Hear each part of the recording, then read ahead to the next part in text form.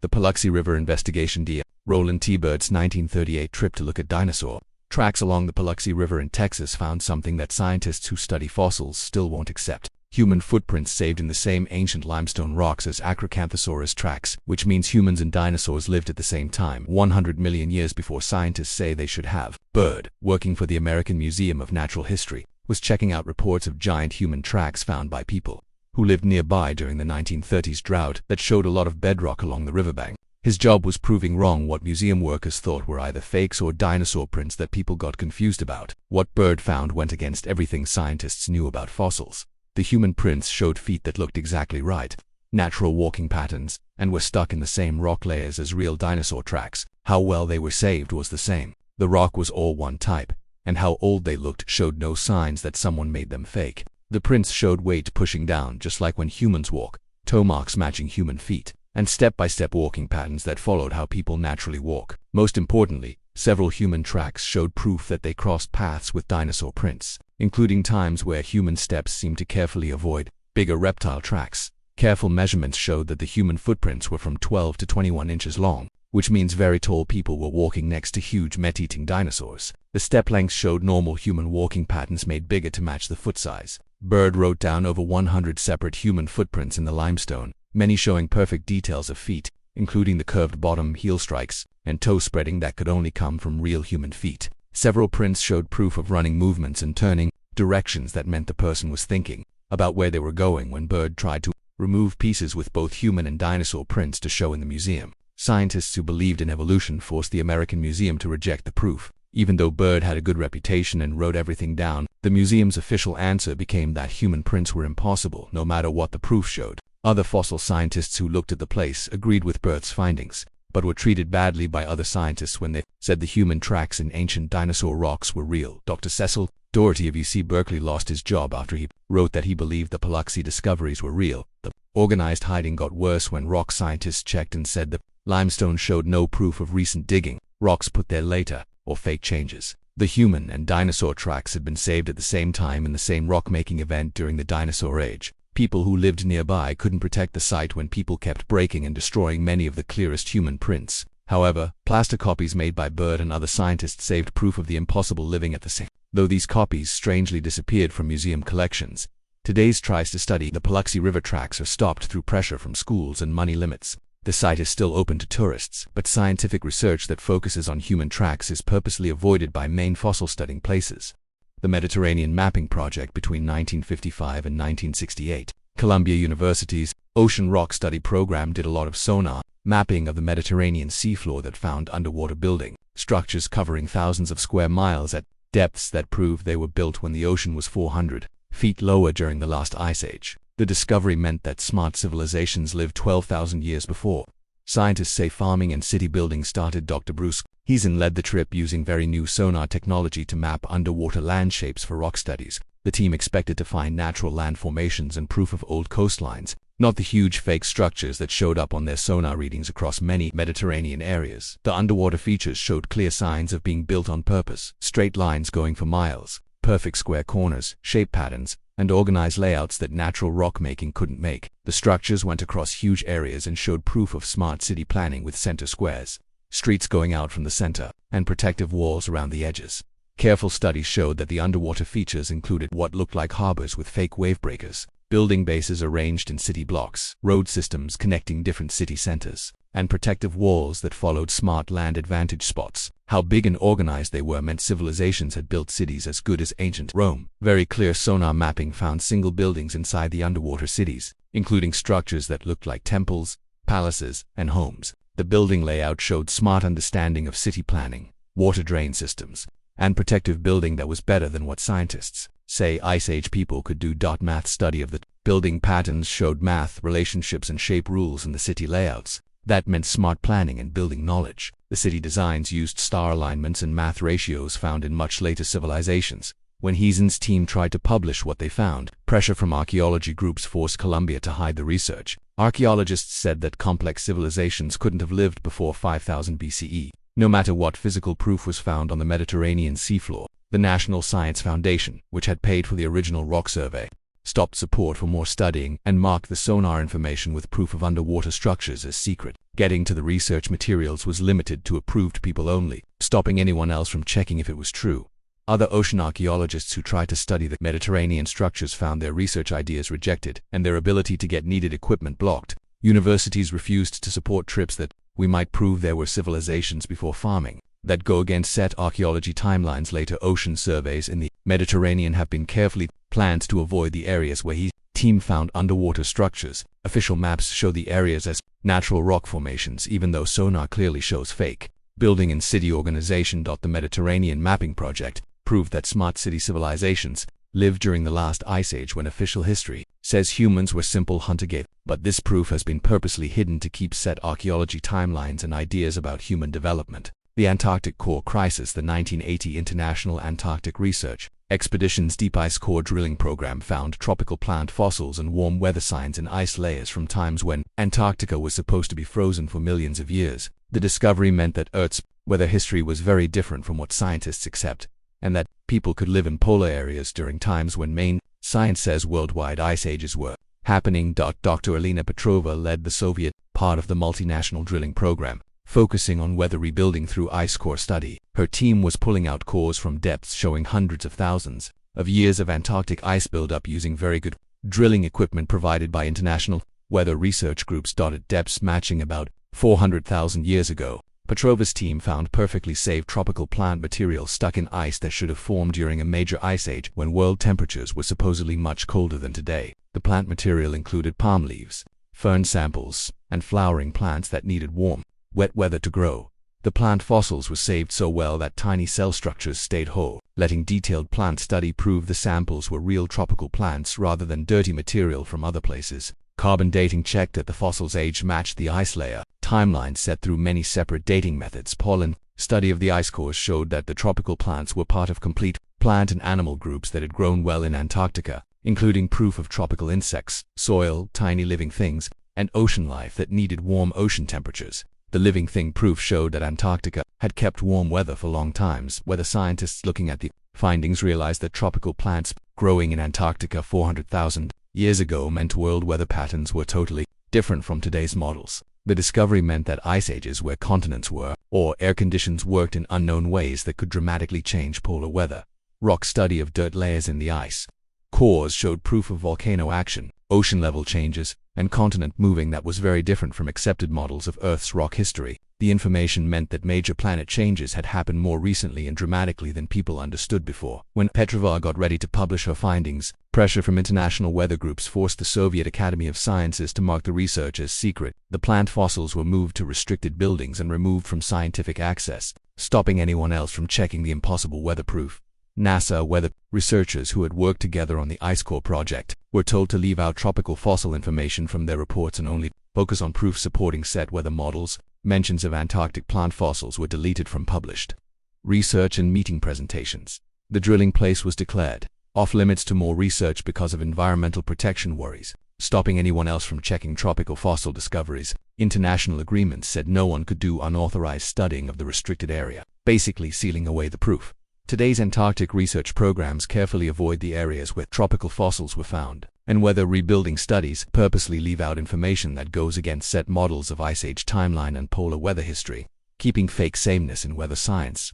The Pacific Migration Paradox. Thor Heyerdahl's 1969 and 1970 RA expeditions showed that ancient civilizations had ocean-crossing boat skills thousands of years before accepted history time, but his most important discovery was purposely hidden. Proof that prehistoric people had set up worldwide trade systems and culture exchange systems that worked on a scale bigger than modern international trade. Heyerdahl's second RA expedition successfully crossed the Atlantic using ancient Egyptian boat-building ways, but during the trip, his team found proof that went against basic beliefs about ancient separation and simple technology. Ocean currents, wind patterns, and sailing landmarks showed that ocean-crossing travel was not only possible but normal for ancient sailors. Study of barnacle samples collected during the trip showed species combinations that could only come from regular ocean-crossing transport of ocean life. The living thing proof meant ancient ships had been crossing major oceans regularly enough to set up permanent living thing exchange between continents separated by thousands of miles. Ocean biology. Studies of the collected samples showed genetic markers showing that species from different continents had been mixing for thousands of years.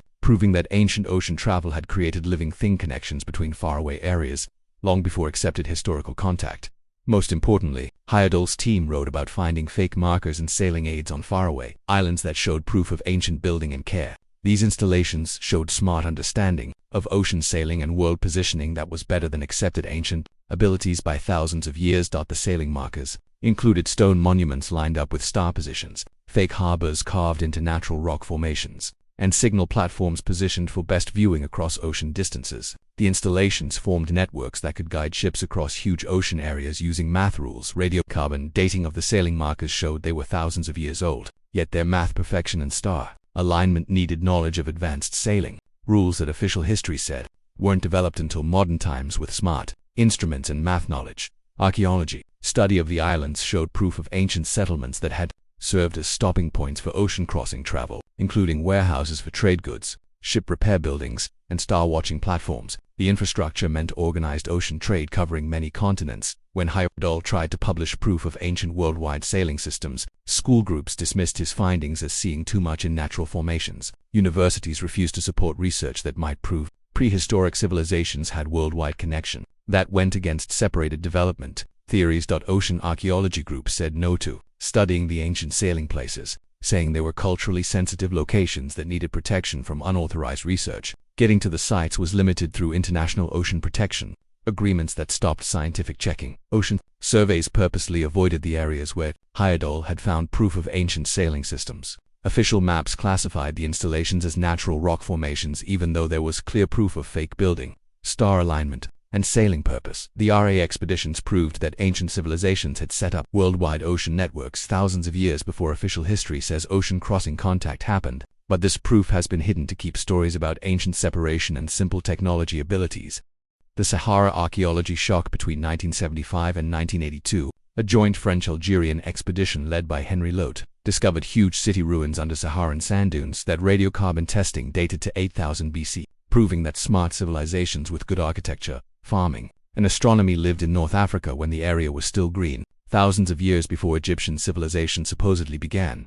Lotte's team was looking at Stone Age rock art when ground-seeing radar found massive fake structures buried under centuries of sand buildup. The first digging showed stone buildings with building smartness that went against every belief about prehistoric African development and technology abilities. Buried cities showed proof of smart city planning, including paved streets with water drain systems, multi-story buildings built with perfect stonework, sewage systems that moved waste away from populated areas, and public spaces designed for large populations with smart social organization. Building studies showed that the buildings used earthquake-resistant building ways, climate-controlled inside environments using natural cooling systems, and building block design rules that led systematic city expansion. The building needed smart math knowledge and building experience. Star study of building alignments showed that the cities were pointed according to perfect sky math that needed smart math knowledge and long-term star watching. The city layouts used cosmic alignments that showed smart scientific understanding of sky mechanics. Farming proof showed that the civilizations had developed watering systems that could support large populations in challenging desert conditions. The technology included underground water management systems, soil improvement ways, and crop rotation methods that were better than farming abilities at that time.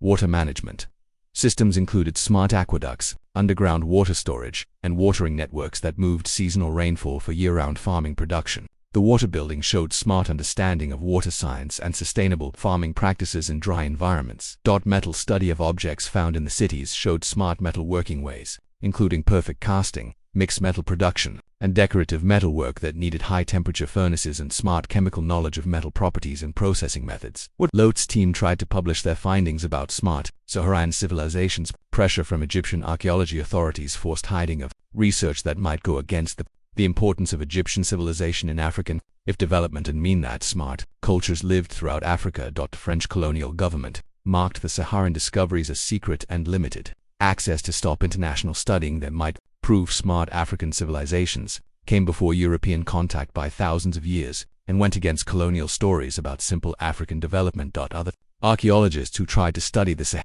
places found their research ideas rejected, and their ability to get needed permits blocked. Universities refused to support trips that might prove smart, prehistoric African development that went against set theories. The discovery places were later declared protected areas and access was limited through environmental and cultural saving laws that stopped unauthorized archaeology studying while keeping official silence about the discoveries. Today's satellite pictures show shape, patterns under Saharan sands that match Lot's described city places, but ground studying is not allowed through international agreements, protecting sensitive archaeology resources from scientific checking.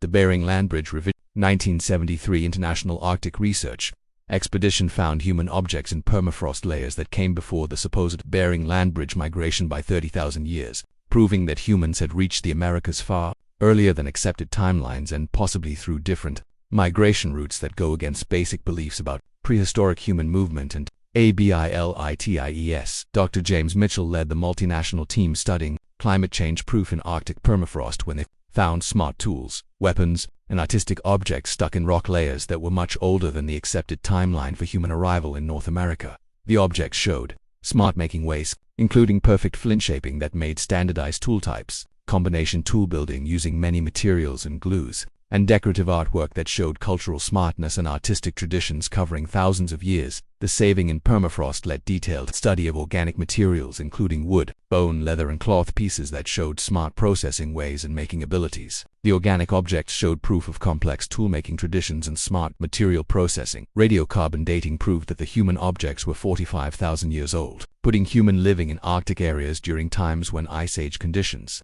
should have made survival impossible with simple technology. The discovery meant humans had smart cold weather adaptation abilities and survival ways.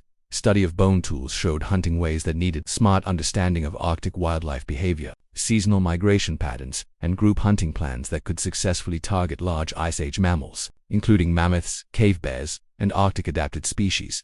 Most importantly, the objects included sailing instruments and boat-building materials that showed Arctic peoples had developed smart ocean technology able to do ocean travel during Ice Age conditions when common wisdom said such sailing was impossible with simple technology. Saved boat parts showed smart shipbuilding ways, including flexible hull building, waterproofing methods, and sail systems that could work in Arctic Ocean conditions. The boat technology meant ability for long-distance ocean travel during Ice Age times. When Mitchell's team got ready to publish their findings about early human presence in the Arctic, pressure from anthropology groups forced hiding of research that went against set migration theories and simple technology beliefs basic to accepted human development models. The National Science Foundation stopped funding for more Arctic archaeology research and marked the object collections as secret, removing them from scientific access and stopping anyone else from checking early human presence that goes against migration timeline. Universities refused to support research that might prove preclavis human presence in the Americas,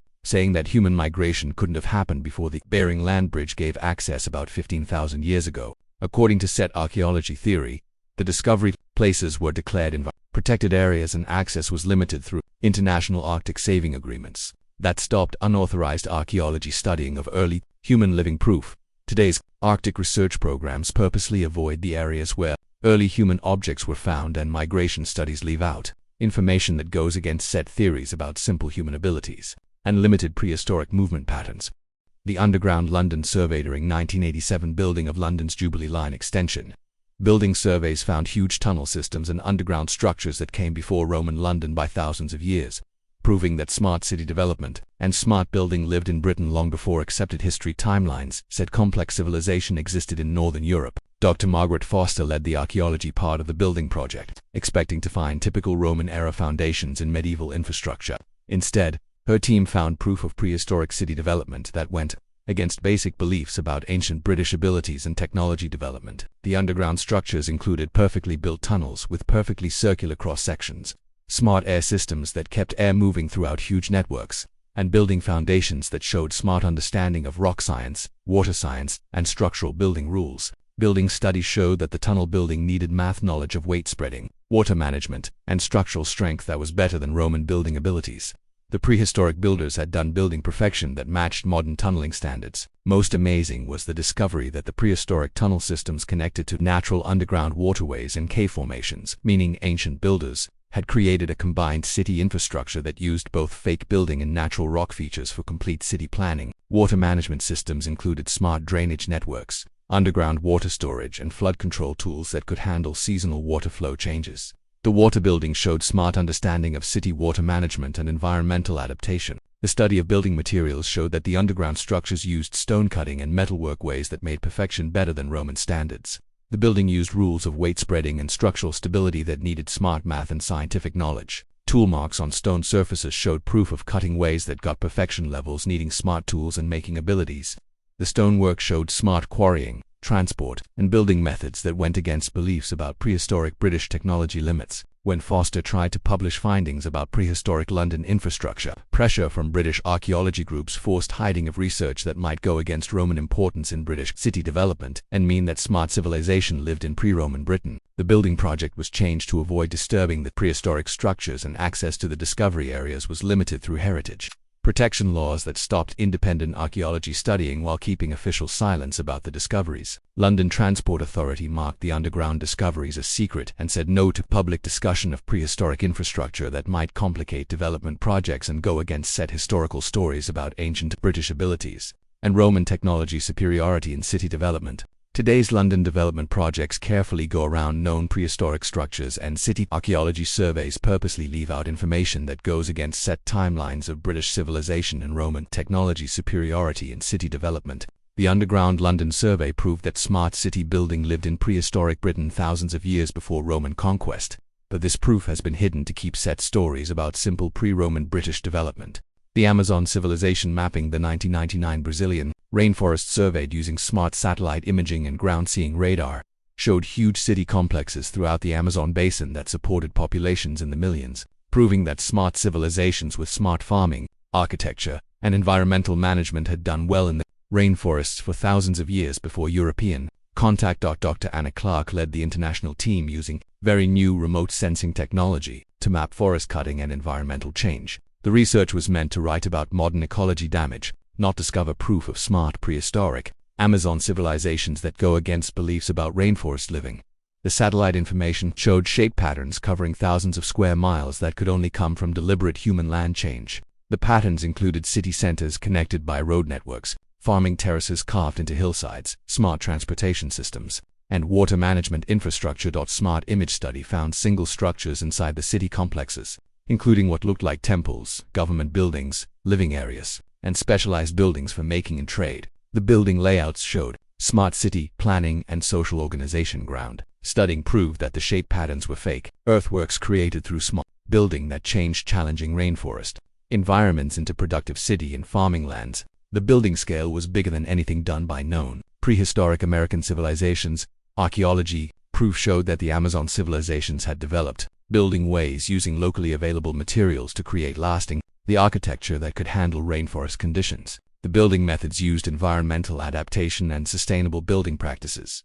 Most importantly, the Amazon civilizations had developed sustainable environmental management that kept ecological balance while supporting large populations. Their farming ways helped rather than damaged rainforest ecosystems through soil improvement, plant and animal variety management, and combined forest farming.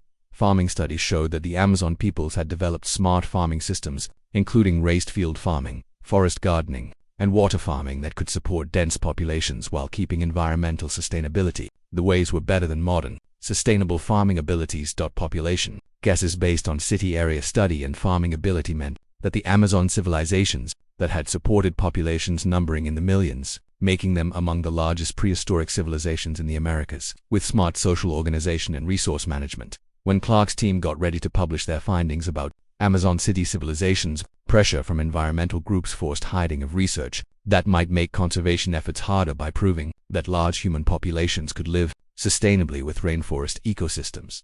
The Brazilian government marked the satellite information showing Amazon city complexes as secret and limited access to stop studying that might go against environmental policies based on beliefs about prehistoric rainforest conditions and indigenous abilities. International environmental agencies discourage research that might prove sustainable large-scale human living in the Amazon, preferring to keep stories about perfect wilderness that supported conservation plans based on keeping out human living. Archaeology studying of the Amazon city places was not allowed through indigenous protection laws and environmental rules that stopped scientific checking of smart prehistoric civilizations, while keeping official stories about simple rainforest populations.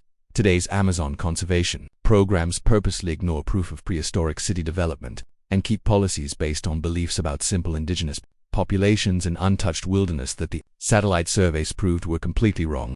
The North Sea revelation: offshore drilling operations in the North Sea during the 1980s kept running into fake structures, worked stone, and human objects at depths matching times when the area was dry land during the last ice age, proving that smart civilizations had lived in northern Europe thousands of years before accepted time, and that sea level changes had put underwater huge proof of prehistoric development. Dr. Robert Hansen looked at core samples from oil drilling platforms that kept having proof of human living in areas that were underwater for thousands of years. The objects included worked stone, metal objects, and organic materials that showed big human presence during Ice Age times. The underwater proof showed smart building ways, including stone foundations with perfectly fitted blocks, fake harbors with wave-breaker building, and protective structures that showed smart building abilities and organized social systems for large-scale building projects. Building study of the underwater structures showed building methods that needed smart understanding of water building, stone cutting, and structural design.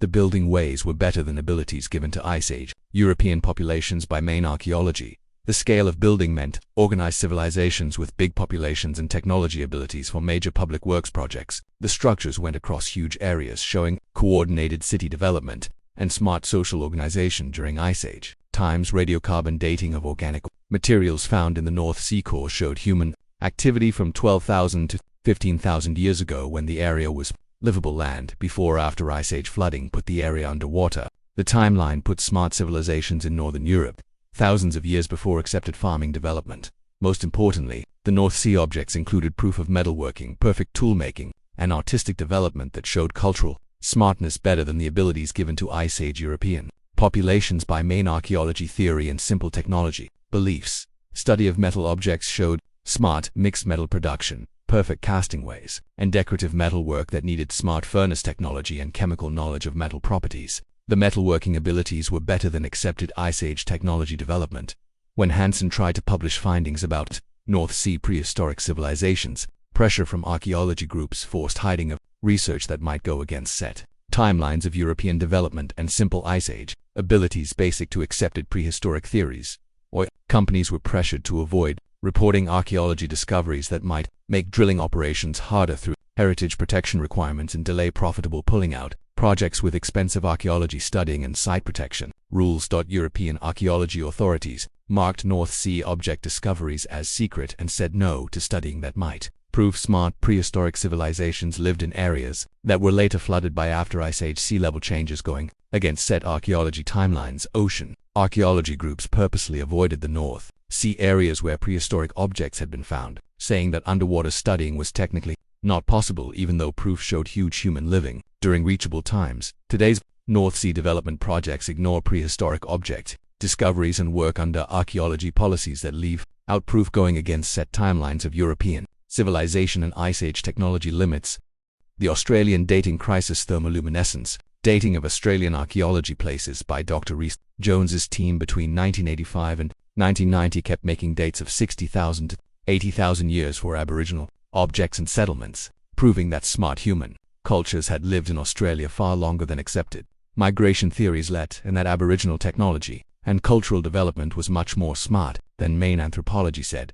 Jones's team was using smart dating ways to set timelines for Aboriginal cultural development when they found that regular radiocarbon dating had badly guessed too young for the age of Australian human living by tens of thousands of years. The thermoluminescence results showed that Aboriginal peoples had developed smart tool technologies, artistic traditions, and environmental management systems tens of thousands of years before accepted time for smart human cultural development and complex social organization. Archaeology proof showed that early Aboriginal cultures had gotten smart stone tool production, complex artistic expression, and smart understanding of environmental management that led successful adaptation to diverse Australian environments from tropical rainforests to dry deserts. Most importantly, the dating showed that Aboriginal civilizations had gotten complex social organization, long-distance trade networks, and technology innovations that were better than the abilities given to prehistoric populations by main anthropology and simple development theories. Cultural study of the longer timeline that showed that Aboriginal peoples had developed smart sailing ways, star knowledge, and environmental management practices that needed smart math understanding and scientific watching abilities covering thousands of years. The longer timeline meant that Aboriginal peoples had developed smart cultural systems independently and earlier than civilizations in other continents, going against beliefs about technology spreading and simple Australian development that formed the basis of comparing anthropology theory. Language study meant that the time depth needed for Aboriginal language development showed much longer living times than accepted migration theories led, supporting the longer timeline shown by thermoluminescence dating of archaeology places. When Jones tried to publish the longer timeline for Aboriginal civilization, pressure from anthropology groups forced hiding of research that might go against set theories about human migration and simple prehistoric Australian abilities basic to accepted anthropology models. The Australian government limited access to archaeology places and said no to research that might set longer timelines for Aboriginal presence that could make land rights and cultural heritage policies harder based on shorter living timelines. International anthropology groups discourage research supporting smart prehistoric Aboriginal development, preferring to keep stories about simple hunter-gatherer cultures that supported set academic theories about technology development and cultural complexity. University archaeology departments purposely avoided research projects that might prove longer Australian human timelines and smart Aboriginal cultural development that went against set prehistoric timelines and anthropology theories. Today's Australian archaeology research, it works under restrictions that stop studying of places that might make longer dating for Aboriginal civilization and proof of smart prehistoric cultural and technology development. These 10 expeditions show a worrying pattern in modern science. When real research makes proof that goes against set historical stories, school pressure purposely hides the findings no matter if they are scientifically valid. From human dinosaur living at the same time to smart Ice Age civilizations, the proof exists but has been buried under academic politics and believing commitment to outdated theories. The constant hiding across many subjects, archaeology, weather science, anthropology means coordinated efforts to keep historical stories that serve school interests rather than scientific truth. Careers have been destroyed, funding has been stopped, and proof has been marked as secret or destroyed to stop challenges to set timelines that form the foundation of academic authority. What comes out is a picture of human history far more complex, ancient, and smart than we've been taught. The proof points to civilizations that got smart development thousands of years before official timelines allow, technologies that lived millions of years before they were supposedly invented, and human abilities that are better than current understanding of prehistoric potential and cultural development. These hidden discoveries prove that science has become as much about protecting set theories as finding new truths. The school resistance to proof that goes against academic orthodoxy shows that modern science works more like religious teaching than open inquiry, hiding heretical proof that threatens set beliefs about human history and abilities. The purposeful hiding of revolutionary discoveries represents more than academic politics. It's the deliberate concealment of proof that could to change our understanding of human potential and show that our ancestors got amazing developments that go against every belief about the straight progression of civilization and technology advancement.